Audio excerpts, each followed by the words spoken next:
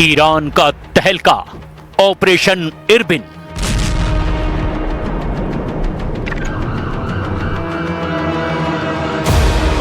Mossad base जला, America तड़पने लगा।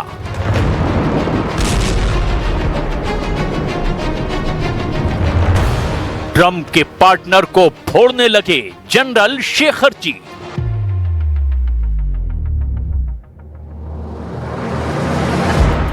Khamenei underground, युद्ध का आखिरी राउंड।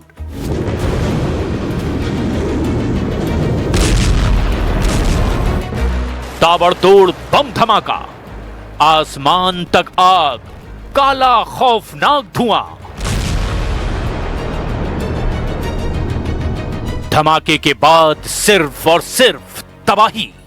यह है इजराइल का लेटेस्ट हमला।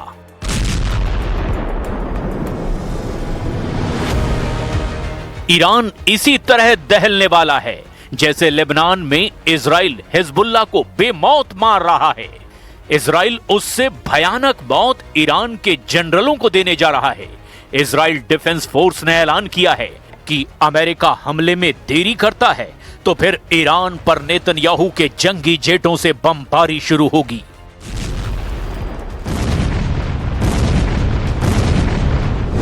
Israel defence force chief general Eyal Zamir war front का लगातार दौरा कर रहे हैं। दक्षिणी इजराइल में नेवातीम एयरबेस से उन्होंने खामनेई को ललकारा है। इजराइल के फाइटर पायलट से जनरल जमीर ने 12 दिन के युद्ध के अनुभव जाने हैं। जनरल जमीर ने जिस बेस का दौरा किया वो जिन जंगी लड़ाकों के लिए कुख्यात है, उन्हें भी जरा जान लीजिए। इजराइल का Nevatim airbase F-35 stealth fighter jet का सेल्फ हाउस कहा जाता है।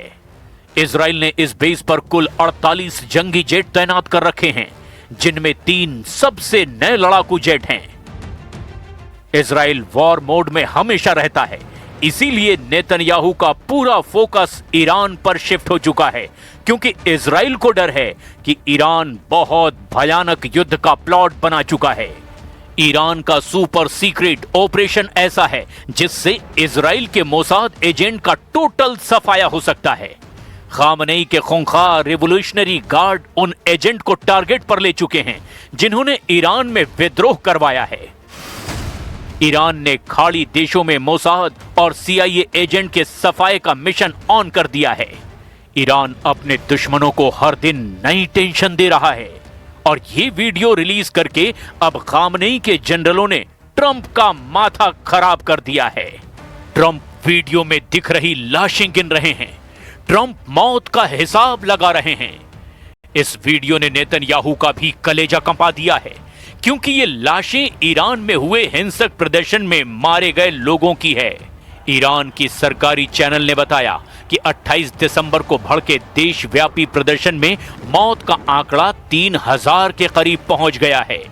काले कफन में लिपटे शवों का ढेर खौफनाक युद्ध भड़काने के लिए काफी माना जा रहा है, क्योंकि ईरान में खामनेई की खिलाफत करने वालों की लाशें मिलनी जारी है। वहीं ट्रंप अब भी दावा ठोक रहे हैं कि उन्होंने सैकड़ों प्रदर्शनकारियों को फांसी पर टांगने से बचा दिया। One thing specifically that really got me, they were going to hang the old-fashioned hanging.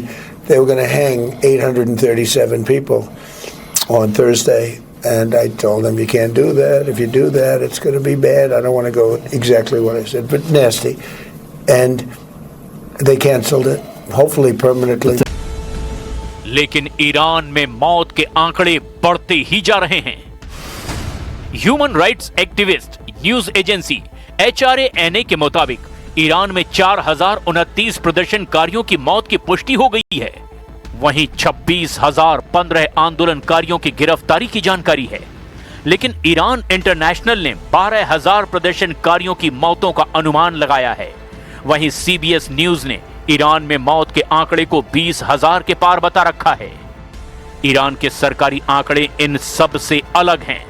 Iran पर मौत के नंबर छिपाने का भी आरोप लग रहा है, जबकि ट्रंप ने कह रखा है कि ईरान में कुछ भी गलत दिखा तो सबसे भयानक हमला होगा।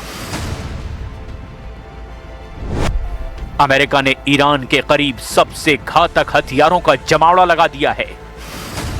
वॉल स्ट्रीट जर्नल की रिपोर्ट के मुताबिक अमेरिका ने ईरान फ्रंट पर F-35 फाइटर जेट से लैस 2 परमाणु एयरक्राफ्ट कैरियर, थॉड एयर डिफेंस सिस्टम और सैनिकों की संख्या में जबरदस्त इजाफा किया है। अमेरिका के F-15E फाइटर जेट जॉर्डन में उतरे हैं। तो क्या दाऊस में दी ट्रंप की धमकी के सच होने का समय आ गया है?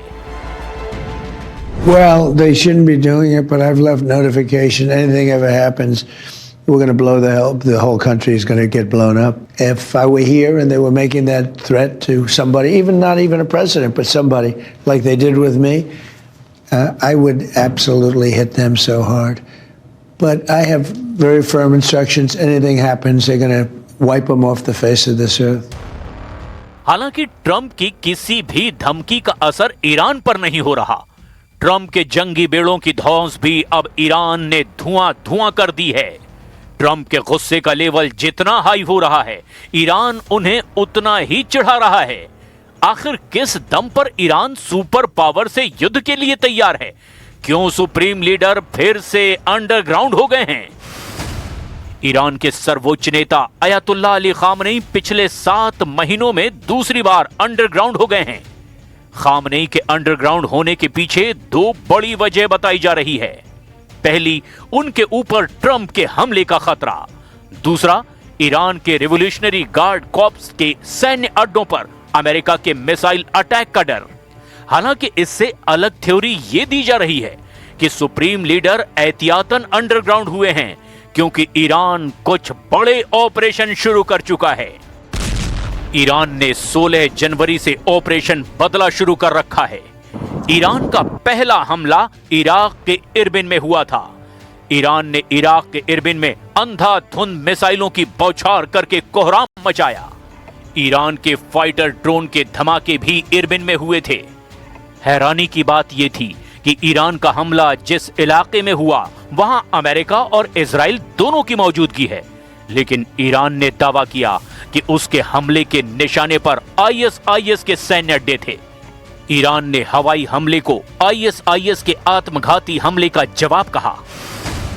इस्लामिक स्टेट ने जनरल कासिम सुलेमानी की बरसी पर ईरान के केरमान में भयानक आत्मघाती हमले की जिम्मेदारी ली थी। ISIS के फिदाइन हमले में 84 लोगों की मौत हुई थी और 284 लोग गंभीर रूप से जख्मी हुए थे। ईरान ने इसी हमले का बदला लेने का दावा किया है, लेकिन इराक में बगदादी ब्रिगेड के बढ़ते आतंक को देखते हुए ही अब अमेरिका ने 2026 में 101वीं एयरबोर्न की तैनाती की।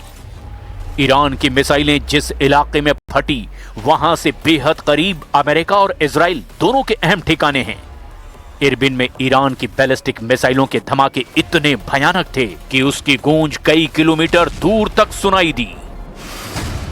इराक के इरबिल में अमेरिका का वाणिज्य दूतावास और उसके करीब इजराइल के खुफिया एजेंसी मोसाद का मुख्यालय है। ईरान के हवाई हमले की जानकारी मिलने के बाद अमेरिका भड़क गया है।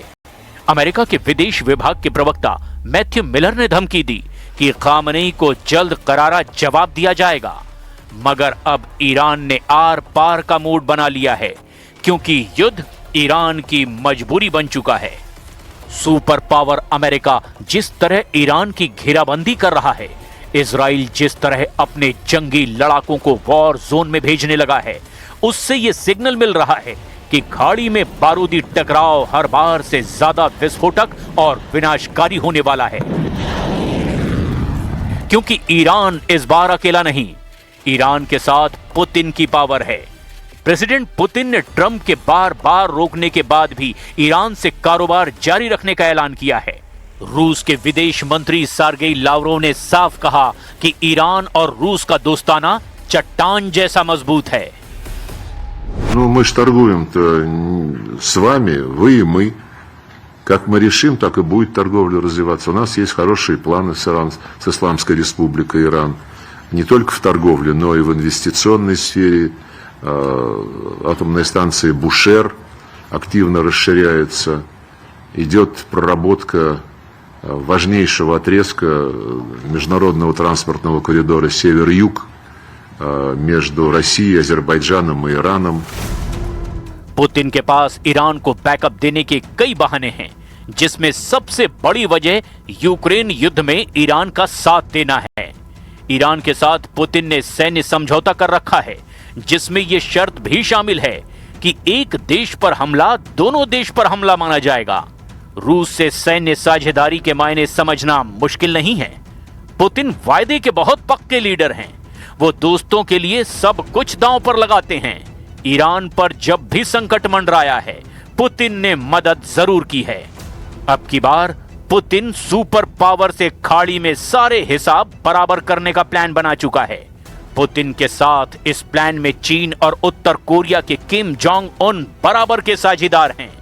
ईरान इसीलिए बेखौफ है क्योंकि उसके ग्रुप में अमेरिका के सबसे कट्टर दुश्मन हैं। ऐसे दुश्मन जिनके पास सबसे विनाशकारी हथियार हैं।